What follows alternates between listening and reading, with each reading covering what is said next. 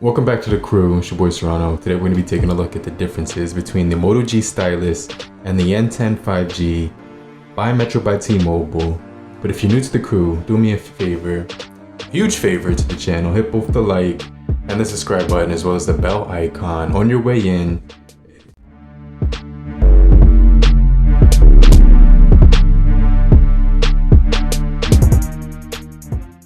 But let's just jump right in. So today we're going to be comparing both of these devices, but let's see what comes inside of the box. On the left, we do have the Moto G Stylus, which does pack actually a 10-watt fast charger. Standard charging on here, so we're not getting anything too crazy out of the box. It's going to be your 10 watts fast. Now on the right side, we do have that N10 5G, and the N10 5G does sport a ridiculously large 30 watts fast charging brick. Now the really cool thing about the OnePlus N10 5G is that it does let you play high graphics on Fortnite. I'm gonna keep it on medium just because I don't want it to get too crazy and then you get 45 frames per second. This device being powered with the Qualcomm Adreno 619L for the graphics, 6 gigabytes of RAM, 128 for the internal storage. Obviously this device will run all your games really easy without any headaches or any issues like that. So just keep in mind that with a great Wi-Fi connection, you will be really good when it comes to gaming. You can also play really good competitive gameplay on this device just because this device does have that really good graphics chip. I mentioned the stylus pen we get with the software options that pop up when you take out the pen, right? But we are getting medium graphics, so I just kind of want to let you guys know that right now. On here, we also do get the gyroscope, the accelerometer, the light sensor, the proximity sensor, as well as your additional fingerprint sensor. And we also do get gaming mode. When you enter any game on this device, it will enter. It seems to run pretty decently on here after about a year of having this. It still can game on medium to low graphics. And overall, the controls are pretty decently responsive. They're not very slow or anything like that, so you can kind of keep up here, and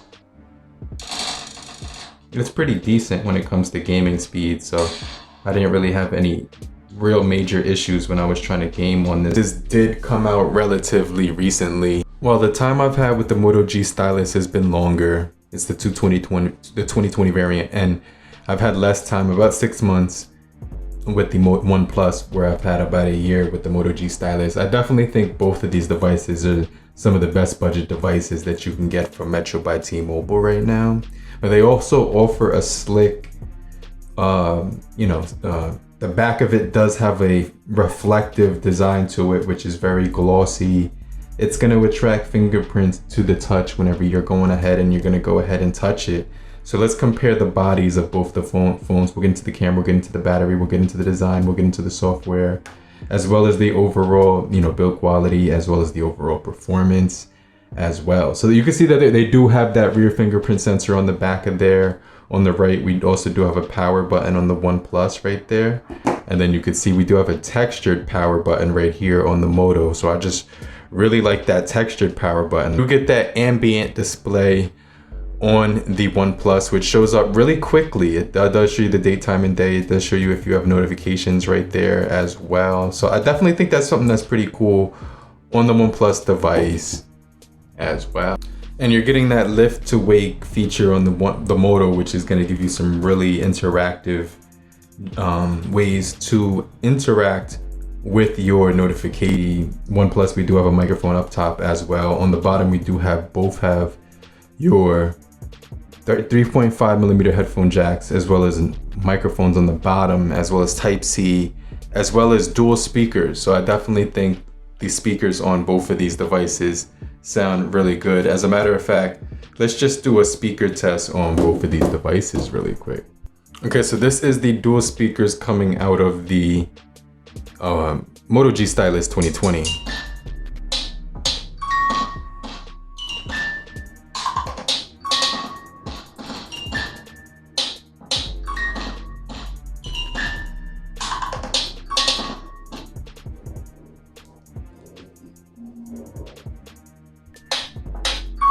Now these are the speakers on the Nord N10 5G.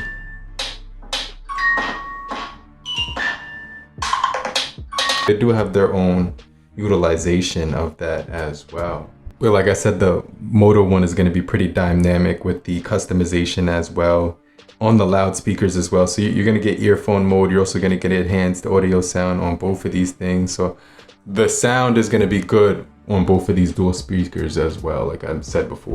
Now on the right, we are getting a 6.4 inch display on the Nord, and on the left, we are getting a 6.4 inch on the Moto, and they are giving you punch hole displays on both of these devices. We also do get a ton of screen features as well, but you're gonna see that we do get that 90 Hertz smooth refresh rate.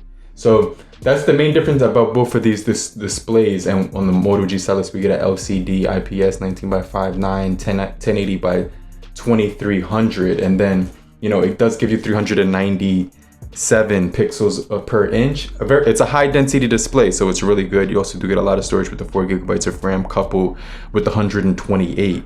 Now on the OnePlus Nord, we are getting a 300 milliamp hour battery compared to the 4000 milliamp hour battery, which is comparable, very comparable.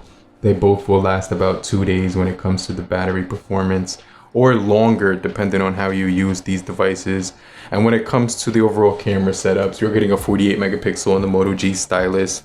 It does use, it does calibrate and use pixel binning for the 48 megapixels because it combines 4 boxes of 12 megapixels and combines it into one 48 megapixel.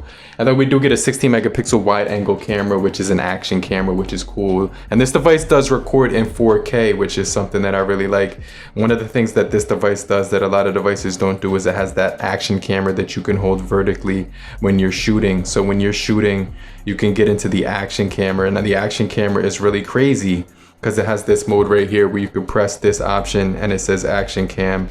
And now, even though you're holding the phone, this orientation, when you finally get to the eventual footage, you're gonna notice that we are getting that sideways option. So it does give you that feature. It's really cool. You can also adjust these settings to 4K as well, which I think is really cool on here.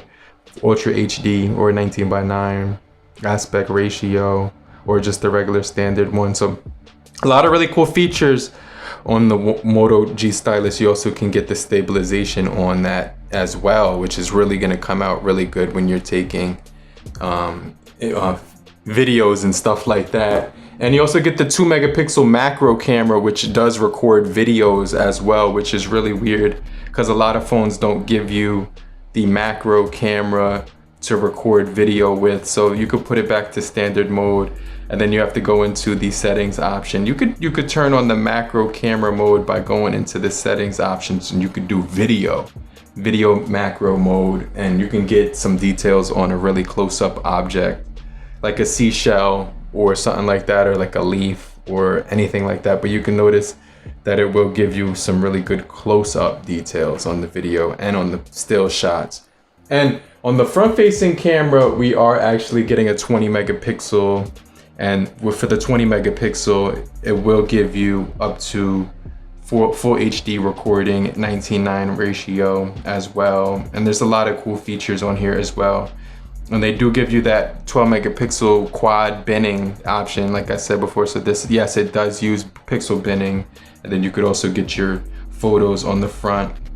And you could also tell it to switch to portrait, which it will do automatically, in which you will get a lot of cool features to play around with the blur background effects. So you could change up the blur background effects on the Moto G Stylus. Now, when it comes to the cameras on the OnePlus Nord N10 5G, we're getting the 64 megapixel OmniVision pure cell camera, as well as the 8 megapixel, which is the wide angle. And then it's paired along with the 2 megapixel macro camera and a black and white camera as well. So we get 4 cameras on this device, and you get your portrait on here. When it comes to the video, we are getting some really good options like 4K, as well as 16:9 ultra shot HDR, smart screen recognition.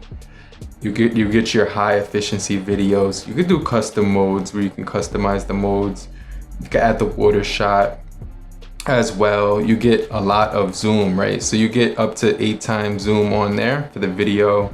And then when it comes to the photos, you can get 0.6 wide angle, which is about 120 degrees. And you can get up to 10 times zoom on here on this bad guy. So they do offer that wide angle. They do offer that nightscape mode as well. So I think that this device has a lot of features.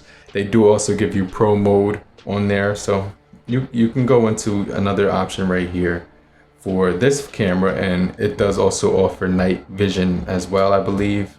So yeah, you get that night vision mode, which will help when you're taking photos at nighttime and things of that nature. So I definitely think that will be coming in handy for people that take photos at nighttime and things like that. So yeah, these phones do have really good cameras, both of these guys. I really do like them for the price point. But let me know what you guys think about both of these devices. They're both running Android 11. They both get really good updates to the software. They both have really good optimization when it comes to using them. And the overall optimization is really clean, and they're running good. They don't have any issues or bugs that I've ran into. So I really like using these devices, right? And I really like using the cameras. I also really like using the stylus on the Moto G stylus right here. You can see it's a metal pen that you can get your shortcuts. I could do my math on here, and I could do other things like get to my other shortcuts that are on here. Like I could, you know, do a quick screenshot right there, and I could share that really quickly. It's just stuff that you wouldn't be able to do with other phones because it has that built right in. So it's just going to be a lot quicker to navigate with and get things done. You could save that, you could share that, you could do anything you do desire with it. And you could pop that right back in right after you're done. You could also take like grocery lists and things like that, notes. But I'm going to get right back. You could also sketch on this guy, but I'll check you guys later in the comment section. I'll get right back with you later, crew. Peace.